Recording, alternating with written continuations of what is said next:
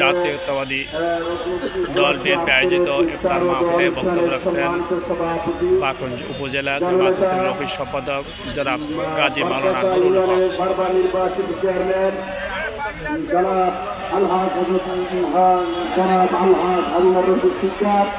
উপস্থিত আছেন বিএনপি নেতৃবৃন্দ, বিভিন্ন নেতৃবৃন্দ ও সামনে আমার রোজাদার ভাইরা, আসসালামু আলাইকুম ওয়া রাহমাতুল্লাহি ওয়া বারাকাতুহু। মহান আল্লাহ পাকের লাখ কোটি শুকরিয়া আদায় করে যে রব্বুল আলামিন আমাদেরকে প্রচণ্ড সরকারের বিচার সারাদিন সিয়াম সাধনার পরে আজকের এখানে কলেজ মাঠে উপস্থিত হয়ে আজকের ইফতার মাহফিলে হাজির হওয়ার তৌফিক করে দিলেন। সবাই বলি আলহামদুলিল্লাহ।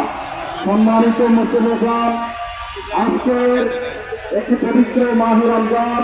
রমজান মানুষের আত্মগঠনের মাস, আত্মশুদ্ধি, আত্মট্রেনিংয়ের মাস। এই রমজানে আল্লাহ রাব্বুল আলামিন পবিত্র কোরআনে কারীম নাযিল করেছেন মানুষের মুক্তির জন্য, মানুষের হেদায়েতের জন্য। তাই আজকের দীর্ঘদিন, দীর্ঘ 16টি বছর এই দেশের মেহনতি মানুষের অধিকার কেড়ে নেওয়া আল্লাহ রহমতে এই আগস্টের মাধ্যমে, আগস্টের বিপ্লবের মাধ্যমে তাদেরকে চিরবিদায় দিতে হয়েছে। সেই চিরবিদায়ের পরে আজকের সারা বাংলাদেশের মানুষ আজকের দ্বিতীয় স্বাধীনতা অর্জন করেছে।